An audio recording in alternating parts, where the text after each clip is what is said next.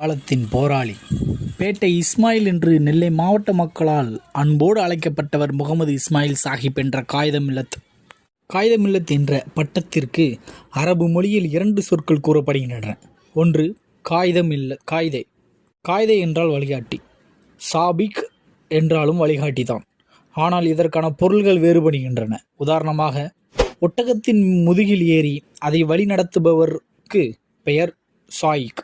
இதுவே ஒட்டகத்தின் மூக்கணா கயிற்றை தன் கையில் பற்றி பிடித்து கொண்டு தான் முன்னால் நடந்து பாதையிலே உள்ள கரடு முரடுகளில் ஒட்டகத்தின் கால் இடறி விடாமல் அதை பத்திரமாக வழிநடத்தி செல்பவருக்குத்தான் அரபியில் காயிதே என்று சொல்வார்கள்.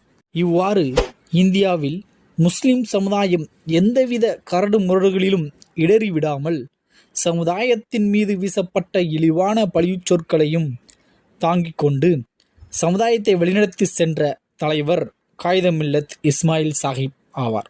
அவ்வாறு 1947ஆம் ஆண்டில் இந்திய துணை கண்டத்தில் பிரிவினை ஏற்பட்ட காலத்தில் அகில இந்திய முஸ்லீம் லீக் கூட்டம் கராச்சியில் நடைபெற்றது.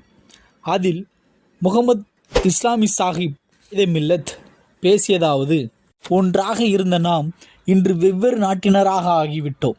உங்கள் நாட்டுக்கு நான் நண்பனாக வந்தால் என்னை நீங்கள் வரவேற்பீர்கள், மாற்றானாக வந்தாலோ எதிர்ப்பீர்கள். அது உங்கள் கடமை, தேசப்பற்று.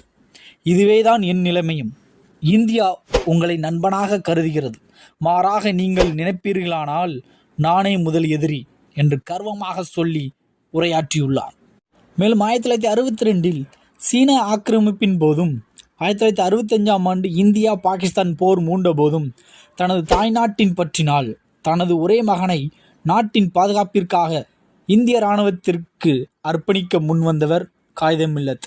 முதல் அரசியல் நிர்ணய சபையில் இந்தியாவின் ஆட்சி மொழியாக அமைப்பதை பற்றி விவாதிக்கப்பட்டது. அப்போது இந்தியாவின் ஆட்சி மொழியாகுவதற்குரிய வளமும் தகுதியும் ஆற்றலும் உள்ள ஒரே மொழி தமிழ் மொழி என்று கூறினார் காயிதமில்லத்.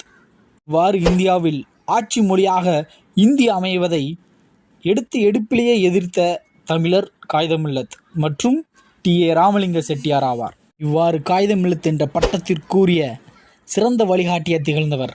அரசியல் தலைவர்களுக்கெல்லாம் தலைவராக முன் உதாரணமாக விளங்கியவர் காயிதமில்லத் என்ற இஸ்மாயில் சாஹிப். சமுதாய தலைவர்கள், அரசியல் தலைவர்கள் அனைவரும் கண்டிப்பாக காயிதமில்லத்தை போன்று செயல்பட வேண்டும்.